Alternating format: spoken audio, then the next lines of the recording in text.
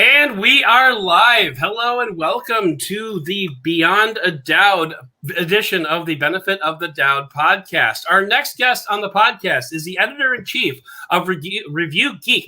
I can talk, really, I can. Our next guest on the podcast is the editor-in-chief of reviewgeek.com. And indeed, he's been working in the How To Geek family for over 5 years, and before he wrote for Android Police for another 5 years. In addition to being a self-made geek, he's a musician, Bulls fan, and avid cyclist, and he's taking time out to join us here today. Cameron Summerson, welcome to the podcast. What's up, man? Glad to be here. It's fun. It's fun, and you know what? I think we just got to get this out of the way right now, and especially before we get any live watchers. But Cameron, you're part of an elite group of editors that have fired me in the past. So I want to raise a glass to you, sir. You know what? And yeah, no clinky, hard clinky. Feelings, right? It happens. Yeah, well, we just weren't on the same wavelength. I mean, it's what it boils down to. And that's the nature of freelancers. Is like, you get and lose gigs like all the time, and you just gotta kind of roll with that. So yeah, I mean, there's certain, even as an editor, like there are certain freelancers you just click with, and then there are others that's like, I don't think this is exactly what I'm looking for, and that's yeah. Well, that's just how these things go. I read once that hiring is guessing, firing is knowing. So, hey, you know what? Yeah. And like I said, we just weren't on the same wavelength. Totally cool, no hard feelings. But I kind of giggle to myself about that whenever we have like a Twitter interaction or something. It's just like, it's just fun. So you are the editor-in-chief of Reviewgeek, which is awesome because when I got there for my month and a half tenure or whatever, I think you were still managing editor, and you have moved up in the world since then. So congratulations on that. Thank you. You'd already booted me out of Slack, so I couldn't say congratulations when it happened. But I can say it now because you're in my world now, Cam. But no, it's funny. It's funny because you and I, we have a few things that we have share in common. And I think one of the reasons that you did fire me was because you are a huge Bulls fan. You're representing right now wearing the Bulls shirt, and I live in Chicago and do not give a shit about the Bulls. So it's funny. Like everyone who meets me, and I mean, I wear it on my sleeve. Like I'm a Bulls fan. I tweet about the Bulls. I love the Bulls. Everybody's like, "Oh, you from Chicago?" I'm like, "Nah, man, I've never been to Chicago in my life." So it's like, that's a bucket list thing for me. It's like one of these days, I want courtside at a Bulls game. So okay, that's all right. And one of these days it'll happen. I would say I would help you with that, but I honestly have no idea how to even buy tickets. But like even your Twitter profile still has like a gigantic, Bulls logo on it as the banner. So, hey, you do wear it on your sleeve, and I respect that. I don't get it, but I respect it. It's weird, man, because it's like long before I did anything with tech, like when I was just a little kid, I was obsessed with basketball. Okay, to put this into perspective, I'm 5'6". Okay, I'm a short ass white dude obsessed with basketball. So like when I was a kid, man, I was the shortest, scrawniest kid in my class, obsessed with basketball. So you're basically Woody Harrelson then. Yeah, no, that's exactly it. That's exactly it. I was obsessed with basketball, and of course, this is the '90s, and just Michael Jordan and the Chicago Bulls. I mean, the world was captivated. And I've been a Bulls fan ever since. I mean, ever since. Just stuck with them. I mean, that was an amazing run in the 90s, but it's pretty much been crap since then. So it so has, man. I know. It's been, man, ups and downs. But I'm not one to talk. I'm a Cubs fan. So, I mean, we had 1 year. We had one freaking year, and then like everything's all blown up now. So, but like Cliff and Ryan, they're both big basketball fans, so I'm tangentially aware that basketball exists, but beyond that, indeed it does. I know. Yeah. I could with all the moves that were made in the offseason, I could probably spend the next hour just talking about the Bulls, but I'm not going to. I appreciate that. I appreciate that because I will quit. I will hit end broadcast so fast. I mean, but I'm repping the Bull shirt. It's the old school Christmas Day Joakim Noah jersey. Well, shirtsy, whatever. But I'm repping it because I'm so excited for next season. So oh yeah, okay. I am now. Yeah. Okay, basketball is not being played right now. Okay, that's good to know. It is the off season. Yes. Okay. Yeah, it's the off season, so we're good. Gotcha. Yeah, I mean, I am a Blackhawks fan, so they play in the same spot. So they do. Yeah, that's pretty close. But have you ever seen anyway, like a transition of the United Center from hockey to basketball? I've seen it on YouTube. Like they do the time lapse things. That's pretty cool. So cool, man. So cool. It just blows my mind how they could turn like a basketball court into a hockey arena and vice versa. Super cool. The time lapse is dope. I saw the one time the Blackhawks were. I think it was just a normal regular season for them, but they had the Rolling Stones. I think it was playing at the United Center, and it was like a 3-night tour, and the Blackhawks had games like during the day, so like they had to like set up the stage, take it all down, take out the wood flooring, so you got the ice back, and then like after the game was over, they had to, it was like seriously like 3 days, and I believe it was only planned to be 2 days, and I think the Rolling Stones actually extended their run here by an extra night, and like I just remember Blackhawks fans going like completely ape shit because it's like, are we ever going to have a chance to play our games? Or like, you know, I don't remember if it was the Rolling Stones or it was like right in the peak of like the Blackhawks dynasty when they were like, it would have to be somebody huge to get that level of attention in the middle of hockey season. Oh yeah, it would have to be somebody the size of the Stones. That's fucking cool though. That's why it is because most of the time when stuff like that happens, they plan away games when they know somebody's going to be at the arena anyway. That's cool. That's wild. So I remember reading about it and I was just like, oh, that's completely insane. I might have actually seen like a time lapse of them like taking down the Rolling Stone stage and converting over. But anyway, so yeah, it's a little bit of fun. So, and you know, another thing that you and I have in common is cycling. You much more than me, because you know I weigh 300 pounds and you don't. But you know, it was a goal of mine this summer to try to ride a century. That is not going to happen. I've never done it. The farthest I've ever gotten is like 40 miles, which I did actually earlier this summer. And I had an amazing pair of headphones while I did it. Just did a review of them. But like, how did you get into cycling? Because I know it's been a part of your life for a long time now. Yeah, so this is actually one of my favorite stories, just because of how much it means to me and what cycling has done for literally my whole family. So basically, I guess before I was ever a rider, I did like maintenance-based jobs, and I walked around a lot, and I was about the size, probably a little bigger than I am now. I probably weighed around 160 back then. Okay. And when I started riding, when I went on, started with Android Police, I literally went from walking probably 10 miles a day to sitting on my ass at a computer. And this happened, that was in April. I don't even remember what year now, but that was in April. So then when winter came back around, I had gained a bunch of weight and I kept gaining. So anyway, at my peak, I got up to about 210 pounds. Like I said earlier, I'm 5'6".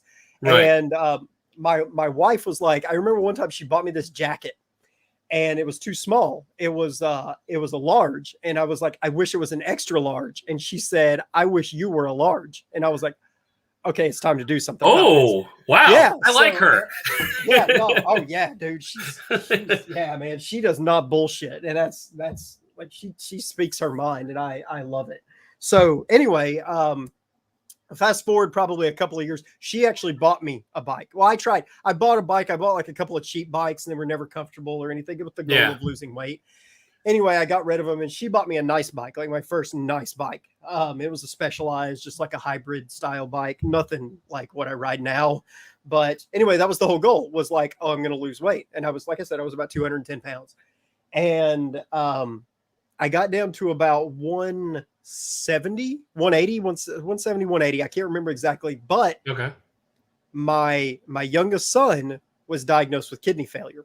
right? So, and he went on dialysis. He was 3 years old, right? 3 years old, complete kidney failure, went on dialysis, and they said, hey, he's going to need a transplant. And immediately, my wife and I, we just knew. Like, we didn't even have to say it. It was just we knew that would be me. So that was my motivation. I had already started losing weight. I was probably about 180 when it happened because I had lost about 30 pounds. And I was like, okay, now it's time to get in the best shape I've ever been in. And that's really, it started out as I need to lose weight. And then it turned into I need to donate a kidney to my son.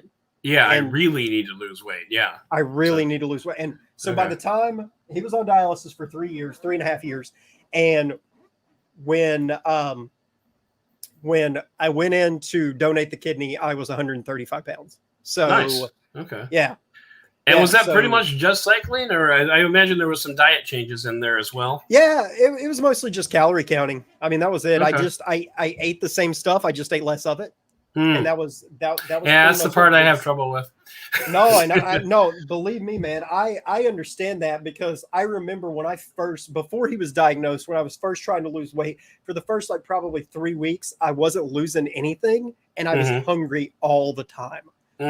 And I was just so irritable. And then finally, it's like once the weight started coming off, it started to just melt. I mean, it was your body was like, "Ooh, I'm good at this. Let's keep doing this." So, yeah. I mean, and that was it, you know. And there have been a ton of like progression since then. Like I said, I started on the hybrid style bike, and now I've got a couple of road bikes, a road bike and a gravel bike, and nice. I still track calories. Now I don't do it as much to track calories, but I track my macros because I'm particular about what I take in.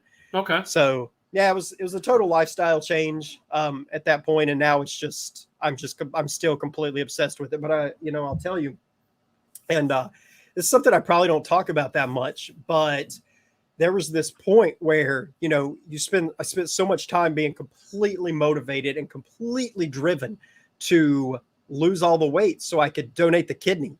And after I did, I lost all motivation because I was like, where do I go from here? Yeah, you don't have a rooting interest anymore. Yeah, it was, and that was a weird time. That was a weird time for me, but I got the motivation back. I found other reasons like to keep going because it's like he's 9 now. I got to stay healthy for him, and I want him to see that work ethic. Oh, totally. So, like, how do you ride like every day, or is it just on weekends, or how do you usually do it these days? Yeah, so I'm usually a 5 to 6 day a week rider. I spend most of my time back here on this trainer. I don't know if you can see it kind of behind me back here, but so indoors Tuesday, Wednesday, and Thursday. Friday if I have time. Sometimes I'll get outside. I usually work out early. And I'll do that. I just do structured training most of the time indoors. And then on weekends, I'll just go out and just hammer it with my friends, go out and, we'll go out and do whatever, 50, 60. Whatever. Jesus. Wow. I rode like a mile and a half today. I wanted to throw up by the time I got home because I had to run out and do some like sample shots, and I haven't ridden my bike. My daughter actually is a gymnast, and she fell and broke both of her arms about 3 weeks ago. And so like ever since then, like there hasn't been a whole lot of anything going on. Like, we've just been home, and how old is she? She's 10. Oh man, that's rough. But, I was just telling her today, I'm like, she has been absolutely amazing throughout this whole thing. And like, she's just, she's taken stoically, like, kind of like I would.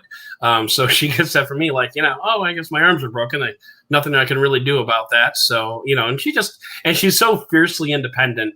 It's really rough because, she wants to feed herself, and she wants to, put on her own clothes, and like you can't do that when you have 2 broken arms. So now, fortunately, the casts do not go past the elbow, so she still has like mobility, but like, she's got like 3 fingers to work with, if at best, on both hands. Man, how long is she going to be in the cast?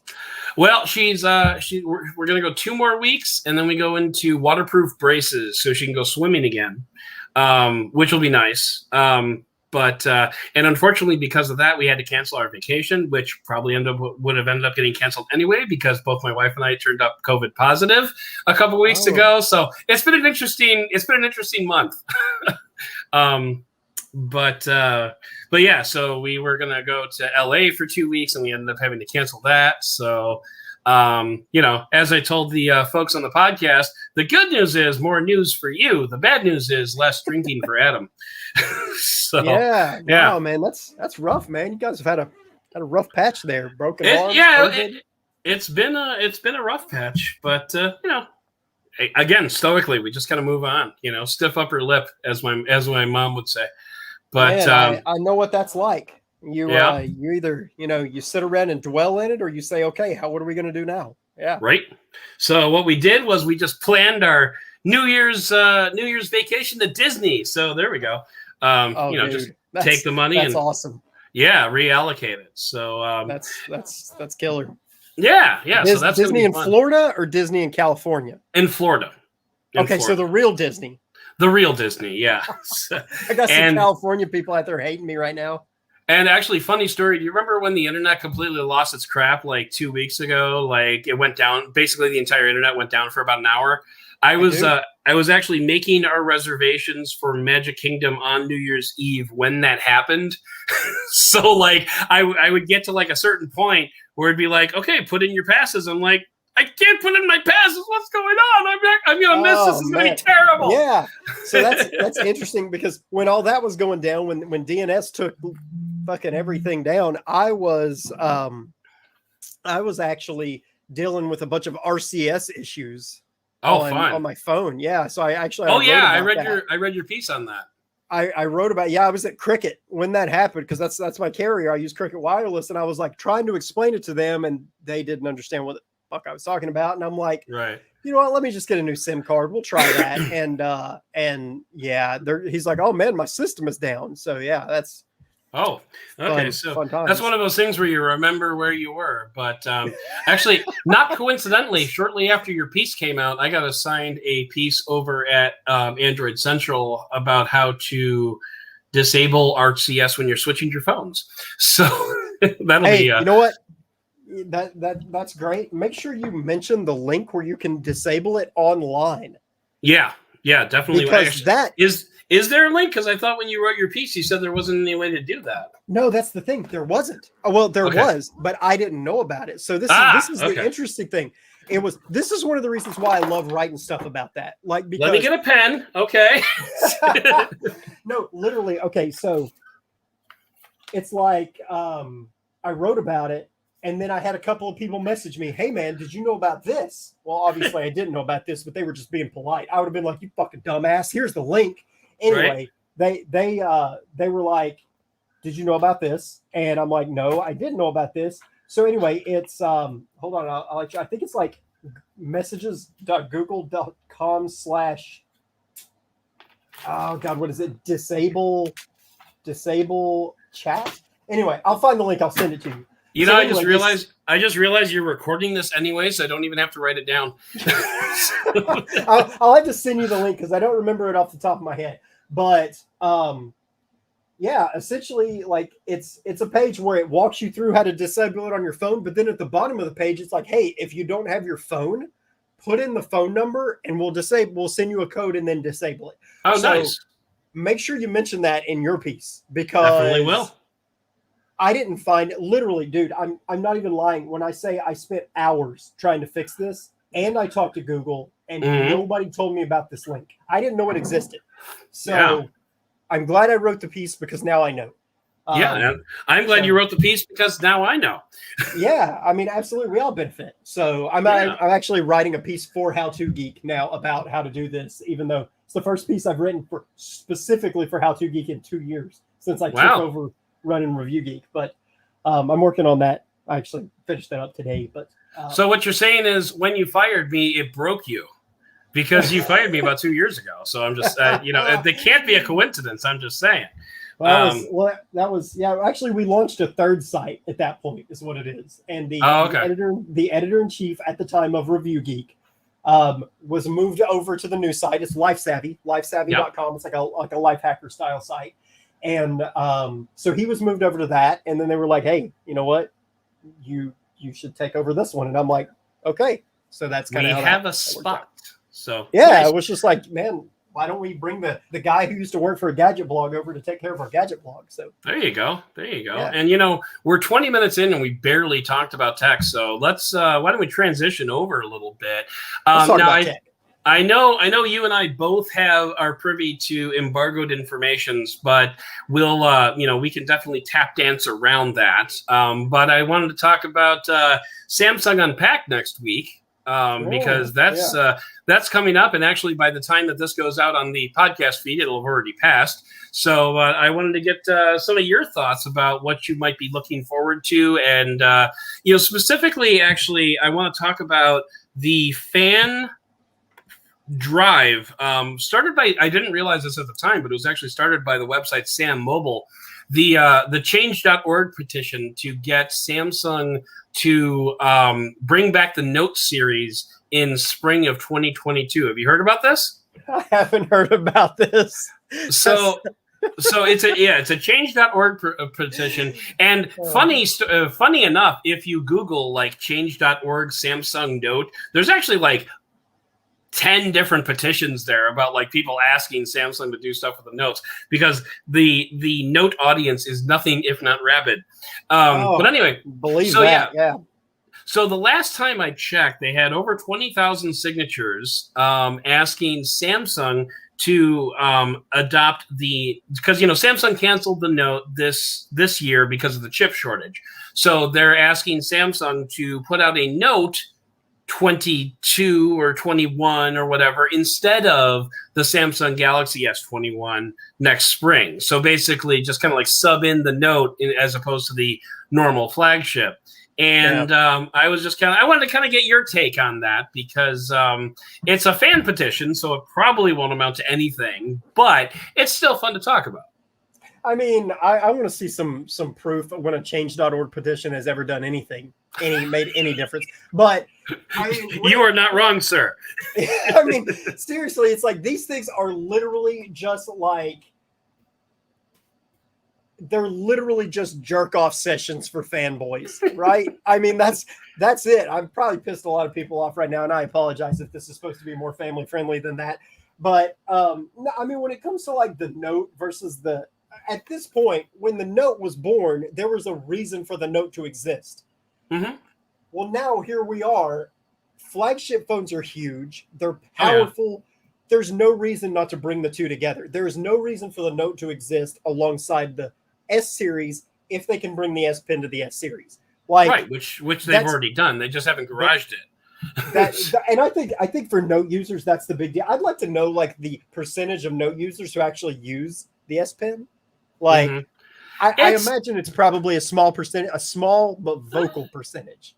Yeah, very, very probably, but definitely vocal. I mean, vocal is never a question. But yeah, I mean, I would imagine a lot of power users just buy the Note because it's like, the powerful phone that Samsung makes. And yeah, it's probably a fairly small subset of users that actually use the S Pen. And like, Samsung had they pro'd up the S Pen this year, didn't they? Didn't they have an S Pen and an S Pen Pro?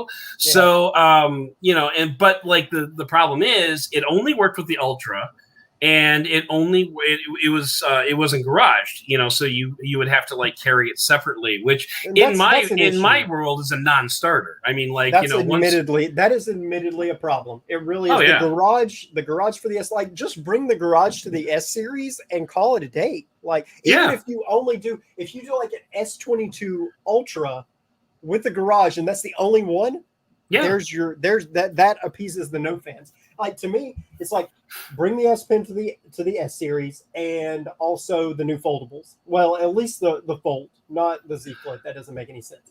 The new Fold, make it garaged, because that thing's huge anyway. Couldn't you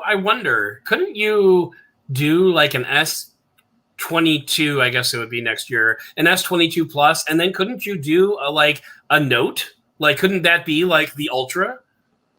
Literally, it's semantics at this point. It's the same. It's the same thing with a different name. I mean, yeah, exactly. Do S21, S22, S22 Plus, or whatever they end up calling it. Who knows? They skip numbers all the time.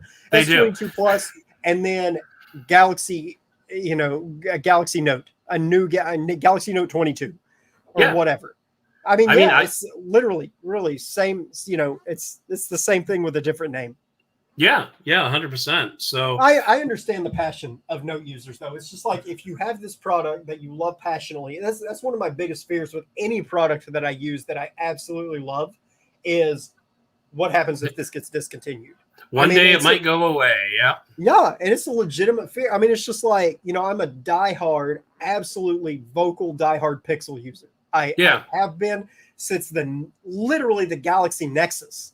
Mm-hmm. And obviously, we've seen now that Google is really going all in with the new Pixels, and they're going for this premium range, and that's great. What happens in 2 years if that doesn't work out for them? Do they kill the Pixel? That's a legitimate fear of mine because I don't know where I'd go from there.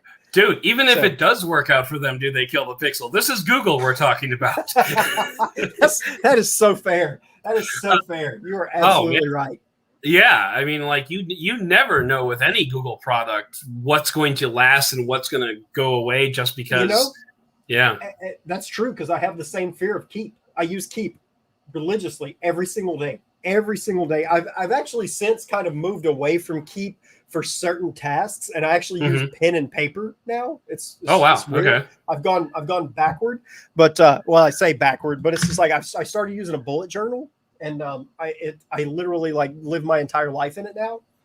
And I'm not much of a note taker, but I do keep things in Keep, like my parents' Wi-Fi password and stuff like that. Because and I'm sure you're familiar with this pain, but you and I switch phones a dozen times a year. So like every time you go over, oh wait, I need to sign onto the Wi-Fi again. And it's another 12 random characters. So yeah, I drop that into Keep just so I can, copy and paste it over. Yeah. But I use it a lot for stuff and for like long-term things that I need to know exactly where they are. And it's just like, I'm like, what happens when Google kills Keep? Because I expect it's going to happen one of these days because it's like they'll randomly throw Keep a bone and then they don't do anything else with it for who knows how long. Beware of the next update to Keep, and then we'll all start panicking because they're going to update it and then they're going to push out the update and then they're going to look at it and be like, wow, no one's really using this. Let's just kill it. And then I mean, and it's legitimately, I use it every day of my life. So it's I understand where Note users are coming from with this sudden almost panic. This product that I love is going away. Yeah, totally. So what we have coming next week is I think we've got the new Fold, we've got the new Flip, we've got the new watch, I think a new pair of buds if I remember correctly, and then I want to say there's one other thing. There's one other device that's coming, but anyway, any of those blowing up your skirt? Any of those you looking? It's the watch for me. It's the watch for me. So this is twofold. I'm a smartwatch. I love smartwatches. One of my favorite pieces of technology. I feel like it makes a meaningful impact in the life of people who wear them. I mean, maybe it's to a small extent. But actually, as you're saying that, I notice you're wearing two of them right now. So, so I have, Garmin here and Whoop here. So, but yeah, I used to be a Fitbit user. Okay. And I always run Garmin on my bikes. My head units for years have been Garmin's. I mean, I literally have right here the Garmin Edge 530, and that's what I use on the head unit. And but I was a Fitbit. I wore Fitbit for my watch because it did everything I wanted to do, and it's just like that lifestyle tracking that's really appealing to me. Mm-hmm. And when Google bought Fitbit, I was like, I didn't have good feelings about it, and I don't know if I do now either. I was pretty vocal about that on Twitter, so you may have seen it at the time, but I don't know. Yeah, well, it was more than 6 months ago, so I wouldn't know anymore, would I? That's true. It's gone now. But yeah, so when that happened, I was like, okay. I was wearing a Fitbit Versa, and I was like, it's time for a new watch, and that's when I switched to Garmin. I went with the Garmin Venue, and then I have the Venue 2, and now I'm wearing a Forerunner. But I love smartwatches, love them. One of my favorite product categories. I just love everything about it. Well, not everything, but I really like it. So I'm really interested to see this marriage between Wear OS. I'm old school. Yeah. Wear OS, Fitbit, and Tizen, because for a brief time, I switched from the Fitbit and I went to the Galaxy Watch Active 3, and I really, really like Tizen. I really like Tizen. I think for Android users, it was the best smartwatch, just general smartwatch that any Android user could buy. Yeah. So I'm interested to see. So now I'm excited for this new watch, because I'm excited to see this marriage between the ecosystems, and I imagine it's going to be a complete shit show, but I'm excited nonetheless. You know? Right. No, that was going to be my next question is, how are you feeling about this marriage between like Google and Samsung? Because some people are like really excited about it, and other people are just like, oh, that's probably not great. Like, I'm both. Because I'm both. Okay. All right. Yeah. You're like the Bulls fan of these smartwatches. Gotcha. Okay. You're excited about it, but you know it's probably not going to be that good. Okay. No, yeah, that's exactly it. I'm excited, but I remain skeptical, because first of all, there have been no details. Nobody shared, like Samsung, Google, Fitbit. Well, Google and Fitbit are basically the same now. So Samsung and Google basically have not shared anything meaningful about this. Like when they announced it, I had so many questions, and there are no answers to those questions. So, but I remain skeptical, but that's my default nature anyway, is to remain skeptical. But I'm excited. I'm excited to see if they could pull it off. Like, to me, Tizen was so good, and now Samsung is going to ditch Tizen, but they're going to bring all that stuff to Wear OS, which is fascinating to me, because Tizen was clearly the superior OS between them. I don't know if you've ever used a Tizen watch, or I've got my Watch 3. It's in my other workspace, so I don't have it here. But so when I was going to LA, I switched over to the Mi Band 5, because I wanted something that would last 3 or 4 days without having to charge it, and the Galaxy Watch does not do that. But I have a Watch 3 that I was wearing before that. I've also been testing out my review for the TCL 20 Pro is dropping this week. So since I've been off of Samsung, I haven't been using the Samsung Watch, but I'll probably get back to it at some point. So do you like Tizen? Yeah. I mean, it's better than Wear OS. I mean, but that's a low bar. I understand. I've never had the chance to use Fitbit. My wife has, but I've used a number of other. I had the Wise Watch for a while. I had, I've had a couple of fitness bands. And actually, credit where it's due. Was it Reviewgeek or How To Geek? I don't remember, but one of your sites, kind of showed everybody like the vast difference between the two different Wise watches, with the help of benefit of the doubt. I would like to point out with the help. Yeah, absolutely. Yeah. That was on Reviewgeek. Yeah. That was, my guy Josh. That's my main man. Josh is my right hand man. Mm-hmm. I honestly shout out to Josh, because I don't know what I'd do without him. But he noticed these differences, and we went looking, or I say he went looking. He went digging, and we found them, and yeah, man, the Wise Watch though, what a crazy situation that was. I actually really love the Wise Watch. I'm not even gonna lie. For $20, it's just like it's killer. It's killer. See, like, the thing I like about it is, that it is so good for so little. But the reason it's kind of a deal breaker for me is because I couldn't get consistent notifications on it at all. Like, I would wear the watch all day, and like around 8 o'clock at night, I would just get this flood of notifications that I'd gotten throughout the day. And I'm just like, well, that's not helpful now. So that was my biggest criticism of it. So which watch and which phone were you using at the time? I had the 47-inch Wise Watch, the 47 millimeter, I should say, 47-inch. Wow. What time is it? It's the size of a fucking TV. Yeah. So no, 47 millimeter. And let's see, this was in March, so that would have been probably Samsung Ultra territory. That's Samsung fascinating. S20. Do you think it had anything to do with the memory management on the Samsung, like kind of muting the probably that it very well might have. I didn't have any issues with that. I reviewed both. I have basically a mega review of both watches. Okay. On the site, it's basically like on Reviewgeek. It's like Wise Watch. Which one should you buy? Link in the show notes. Which one should you buy? So yeah, no, I mean, and it's pretty in depth with both watches. I spent a lot of time with both of them, and I didn't have that issue with either one of them. But I see why some people wouldn't like it. Like, it's not everybody's cup of tea. I mean, for $25 though, it's like it's hard to not be your cup of tea. Yeah. Yeah, I mean, it's the type of thing where, and this is the exact reason I bought it. It was like, and if it sucks, who cares? It's $20. No, that's exactly what I was gonna say. That's throwaway money. It's like that's impulse buy money. It's great for people. It's like, I don't know if I'd benefit from a smartwatch. Buy the Wise Watch. If you like it, you can move on to bigger and better things. Oh yeah, for sure. So the way it worked out for us was Cliff and I both got the Wise Watch. We both got the same size. And Digital Trends asked me if I wanted to review it for them because Wise actually sent out retail units before review units because like they didn't have enough to seed everybody. So like, since I had bought one, I got mine. And so my editor at Digital Trends was like, do you want to review it here? I'm like, well, I could review it for my site and not get paid, or I could review it for you and get paid. That sounds good.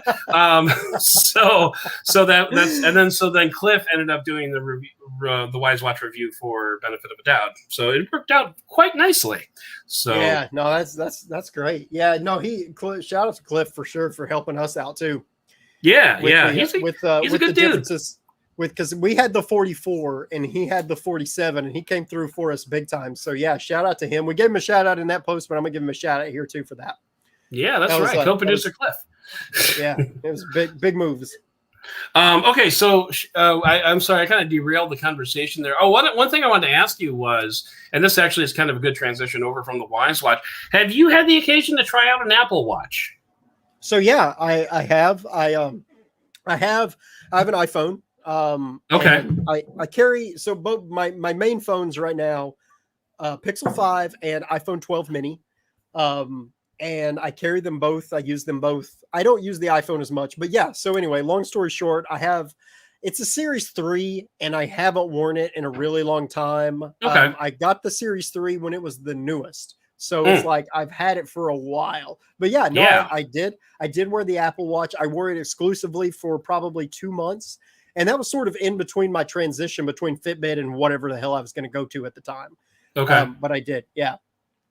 Okay. So now it's been my opinion, and this is I've never actually had the chance to wear an Apple Watch, but just from the demos and just from, anecdotally speaking to people that have used the Apple Watch rather, it's been like kind of my Mount Rushmore of smartwatches. Like it's probably, if not number one, it's certainly top three. Where do you feel it falls in that category? Man. Since you're the aficionado, let's tap the expert. That's actually a solid question, because it's like there's this weird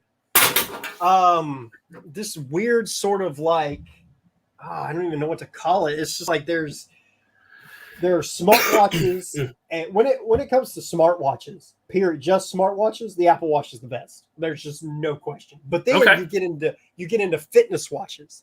And the Apple Watch tries to be a fitness watch, but it is also a really good smartwatch. So it's a really good smartwatch, and it's a not quite as good fitness watch. It's a decent fitness watch. It's a good fitness watch for people getting started. But when you get more serious about fitness, it's just not. Yeah. It's not. Yeah. It's like, I always find it amusing when, like, in the Apple keynote, when they're announcing the new Apple Watch, or the new OS, Watch OS version, and all these new features, they show these people working out and running and blah blah blah, and I'm like, nobody uses it like that. Like maybe very few people do, but like I know runners and I know cyclists and I know serious athletes, and not a damn one of them uses an Apple Watch. We Really? all Okay. wear Garmins. We all wear Garmins. I mean, Yeah. like that tracks with what I've heard. So yeah, I mean, and that's actually, you know what? Now that you mention it, I think maybe it was Daniel Bader from Android Central tweeted that in the last Apple event. I think he tweeted almost that exact same thing, and I'm like, it's so true. It's so okay. true. So, And if I remember correctly, you and I had a conversation on Twitter about like health data, and because I don't remember what the impetus of that was. You said something about like, you know, like nobody should use a smartwatch for health data because it's not going to be as accurate as what you get from like medical data. And obviously you're coming at it from a place where your son obviously needs to very carefully track like every damn thing that's happening with his body. So totally coming from it from that perspective. And I think I want to say I replied something like, well, isn't some data better than no data? And so I was maybe you could elaborate on that. Yeah. That was a great conversation. I appreciate the the candidness there with that whole thing. Like I love actually when people fire back at me and call me out on stuff like that, because it's like let's talk about it, and I enjoy those sort of conversations. Yeah, so it's like, to me, inaccurate data is less useful than no data. Because, okay, so for example, like I said, I'm wearing Whoop on this arm and I'm wearing a Garmin Forerunner 735 on this arm. Yeah. And at any given moment, these two will be giving me completely different heart rate numbers. Okay. At any given time. Like for my morning workout this morning, I think that my Whoop said my max heart rate was 160, when I know for a fact my max heart rate was like 167. Now, that's a minor difference. Right? Sure. That's not, for me, that's fine. This would be good enough. But when it really matters, and that's the thing. That's the key to me with all these like new wearables and the Apple Watch. They're talking like this is stuff you can provide to your doctor. Right. I want the highest accuracy, the most accuracy I can get, because wrist-based heart rate is not going to be accurate. And that's really where everything hinges for me, is your wrist-based heart rate. Because it's like, if I take an EKG, like if I think I'm having heart problems and I take an EKG, I damn sure want it to be reliable. I've never used a wrist-based heart rate monitor. It would be better to have a false positive than a false negative in that particular case. Yeah, I mean, and it's just like, I just want reliable data. I would rather have, when it comes to real medical issues, I would rather have reliable data. I mean, I would rather have no data than irreliable data. Okay, that makes sense. So what about if say like a fitness tracker is consistently low? Like you've got the Garmin, which, as far as I know, is like usually pretty damn accurate as far as your body's metrics are concerned. What if you have a separate wrist tracker, like let's say the Wise Watch, that is consistently 10% short? Like, the Garmin says 160, the Wise Watch says 144, the Garmin says 150, the other one says 135. I mean, wouldn't having like the same type of inconsistency in the data still be slightly valuable? Because then you can say, well, my heart rate is 10% higher than it was last week. Because you could use it in like vague terms like that. I mean, obviously we're not going to the Mayo Clinic with that data, but still. So, you know what? That's an interesting thing that you bring up, because I have two responses to that. One, no, and two, hell no. One, I've never seen it be consistently like that. You know what I mean? Like you can't put a number on it. I've tested so many different trackers, and I compare them all to a chest strap. So that's because that's always accurate. Right. But I've never seen like, this one's always 15% low, or this one's always 10%. I've never seen that sort of like hard number that I could apply to any of them. So if it's going to be wrong, it may as well be throwing darts at a board, is what you're saying. That's exactly. But here's the thing, and this is one thing that I preach all the time with like any fitness tracker. Consistency is important. Okay, so let's say let's just for example, let's say my Forerunner is always it's never accurate, but I wear it all day, every single day. It'll always tell me what my resting heart rate is, according to it. So if it's inaccurate, it's always inaccurate. But then if, let's say my resting heart rate goes from, I think my normal resting heart rate is about 57 or 56. Let's say it says, hey, your resting heart rate is up to 61. Whether or not that's accurate, it doesn't matter because my resting heart rate is up. So yeah, there is, in that instance, I do think there's value in having inaccurate data, because it still shows the trends. You can still see trends, and trends. Yeah, that's the word that I've been struggling to find. But yeah, that's actually a great point. That's a great point that you just brought up, because trends are important, and that's something that I talk about when I talk about fitness trackers a lot. Are watching your trends, because Well, and it's also like, when they say, your mom can share your Apple Watch data with you so that you can see when your mom is trending up, or when, as I said on the podcast, unapologetically, if your mom's heart rate is up or her breathing is quick, is that just a way for you to know that your mom is having sex? Oh man, I hope that's really for like super oldsters. You know what I mean? Yeah. So, but I mean, like, I think what I respect about Apple is that at least they're making the effort within the confines of what they can provide to be a good resource for, even if it is inconsistent medical data, you can still see those trends. And I kind of wonder, now that you've said all this, I kind of wonder, like, how much they're paying those doctors during the presentations to come on and say, yeah, we can use all this data and it's going to be really great, except honestly, I think that I've had a lot of experience dealing with doctors. And have you? Okay. I have. Yeah. I mean, I literally, I talk to them regularly, but I think that if I were to take Apple Watch data and say, here's what the Apple Watch said, every doctor I know would be like, let's do some real tests. Yeah. So, but excuse me, doctor, I don't need the blood pressure cuff. I've got an Apple Watch. But you know what? I will say, I totally agree with you on what you said about the fact that they're doing a good job of pushing every manufacturer to do more. Like, you can do more. And I like that too. I respect that. Even if it's not accurate, it's still consistent, and it can still throw up red flags. Like, yes, there could be a potential issue. So you know what? I concede. I may have spoken too harshly when I said it's useless, because it's not. Right. If you track your trends, it is very, very useful, regardless of if it's accurate or not. And I think also, one other thing that could be said about Apple and, other fitness trackers in general is, I think it's brought a general sense of awareness of overall body health to people that probably otherwise wouldn't really think about it all that much. Oh, yeah, man. And I love that. I love that about it, because it's like, it's not just about tracking steps now. Yeah. It's like, what's my resting heart rate? What's my breathing rate? How did I sleep?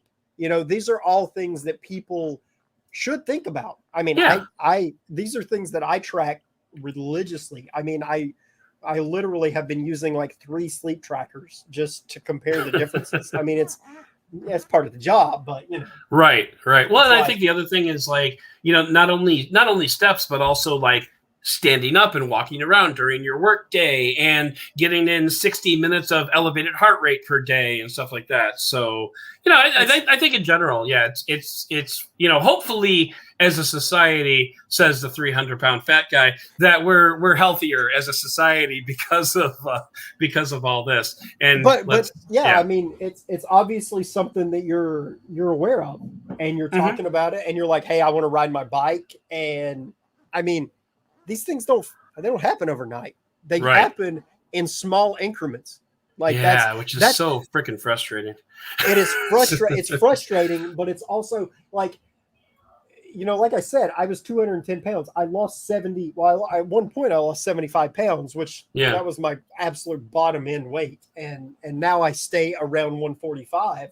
but you have to set these small goals, and I love like fitness trackers help you set these small goals, and smartwatches, they help you achieve these small goals. Like you can't just look at the big picture when it comes to getting, like, health is not something that you can even look at in that perspective. I mean, it's just like I constantly strive to be better, and that's all you can really do.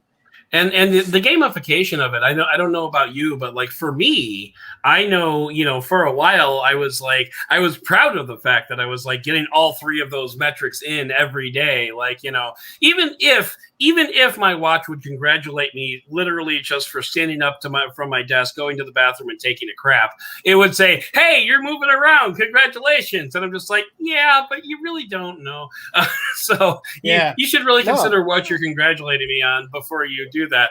But still, like, and getting the elevated heart rate and stuff like that. And I do that with with biking when I can. I do it with VR when I can. I don't know. Are you a VR guy? I don't recall. No, not at all. Actually, one of my new riders pitched a VR thing.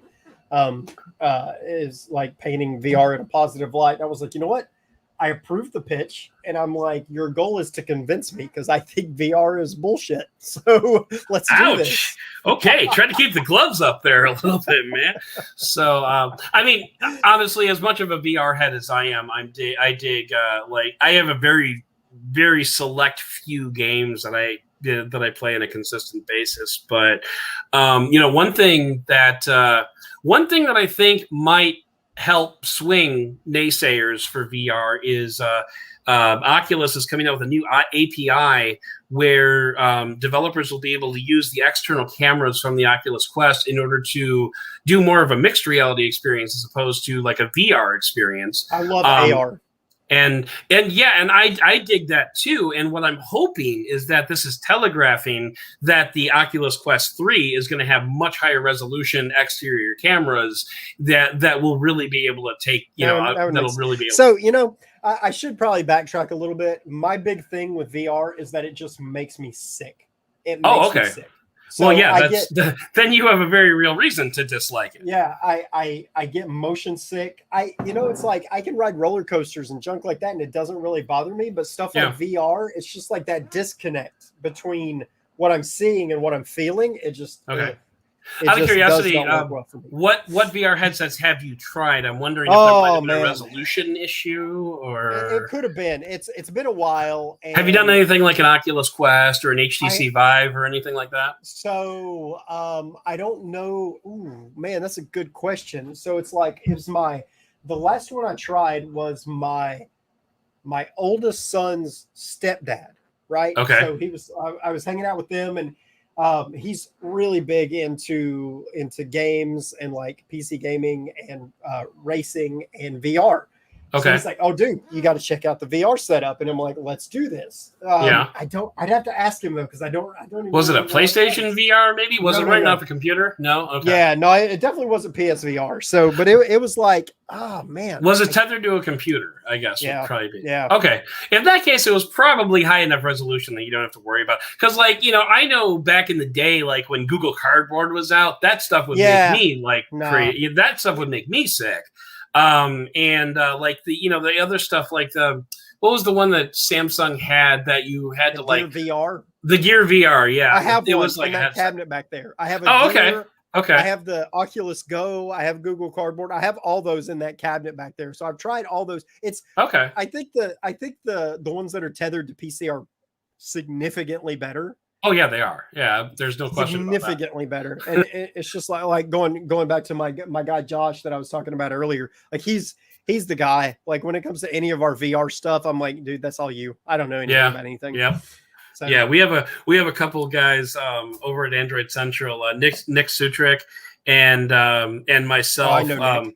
Yeah. We'll constantly. Yeah, you're in the private group, but we'll harass Bader every now and then about like his terrible Beat Saber scores. Because like what was it the other it was just a couple of weeks ago, there was a new song pack that was released by Beat Saber, and Nick and I were talking about it, and I went over to my Slack chat with Bader, and I said, by the way, Nick wanted me to tell you that like this song is like really easy in Beat Saber because it is, and he's just like, F you guys. I've never played Beat Saber. I feel like I should probably. I feel like I should. I did play some like zombie game because I mean, was it Drop Dead? Oh man, I couldn't tell you the name. Okay, yeah, I played that one for a while. I got stuck though. I got like stuck on one level, and I'm like, you know what? I'm done playing this. Yeah, I've had games like that. I really hate that feeling. I'm persistent though. I'll usually just keep trying until I figure it out, or I break something, or both. Right. Or both. But, yeah, both is definitely an option. Yeah, because horror stuff is usually my favorite genre of things. Like most of the games I play are horror games or whatever. So, again, my oldest son's stepdad was like, "Oh, you're gonna love this one," and that was what he fired up. I don't remember exactly what it was though, and that was actually pretty cool. I just suck at VR, but it was okay. Vader Immortal is a good one. Actually, that was actually one of the notes I was going to ask you because I actually don't know this about you. Are you are you into any of the stars? Star Trek, Stargate, Star Wars, any of those? No? None. Okay. Well, where I was going with that was there's a Oculus Quest series called Vader Immortal, which is actually an in-canon VR game about Darth Vader. And let me just tell you, standing toe-to-toe with Darth Vader, that is one imposing dude. Like you see him on the screen, it's just like, oh yeah, that's nice. But then he like walks up to you and you're like, is he like 8 feet tall? I don't even know. No, he's big. He's a big dude. But yeah, he's like 6'5" or something like that. But still, like everybody's a big dude compared to me. So well, that's fair. But he just walks up to you and he's like, so you have Jedi powers, and I'm like, uh-huh. And so maybe. So Vader Immortal is a good one if you ever want to try it out. It's a story-based game, so it's fun. But you know what, we've been having a great conversation, and we're coming up against the hour here, so that is about as long as I told you I would keep you on this live stream. We've got other stuff to talk about offline, but why don't we go ahead and start wrapping things up? And let's just start with let's roll out the red carpet for you. Where can people find you on the internet if they would be so inclined? Of course, they'll be so inclined because you're awesome. Yeah, of course, reviewgeek.com. So you can find all of my work, but even more the work of all my fantastic writers at reviewgeek.com. You can follow me on Twitter at Summerson, on Instagram at C Summerson. Ooh, is it C Summerson or CM Summerson? I don't remember. I'll put a link in the show notes just in case. So. It's I think it's C Summerson. Okay. But it's mostly go there only if you like bike stuff, because I literally only post my bike content there. That is the only thing I ever post on there. It's C Summerson. I just checked. It's important to be siloed. So no, bike content goes to Instagram. All my ramblings and other bullshit goes to Twitter. So gotcha. Well, that's kind of what Twitter is for. So that's why I love it. Yeah, and all your wing commentary, your boneless wing commentary, goes straight to Slack. So that's a true story. I'm a fan of boneless wings till the day I die. See, so am I, and those guys just need to grow up, right? They need to get over their this bone-in wing superiority is bullshit. I don't want to have to work that hard for my food. Is that so much to ask? I'm with you, man. I'm 100% with you. You could call them fancy chicken nuggets or whatever the hell floats your boat, but I'm going to keep eating them. I don't care. Yeah. Hell yeah. Hell to the yeah on that one. Well, anyway, Cameron, I just wanted to say thank you so much for coming on and chatting with us about Beyond the Doud show. We appreciate you taking time out to come on and chat about cycling and exercise trackers and why you fired me. I appreciate that. So. Man, it was a blast. I had a good time.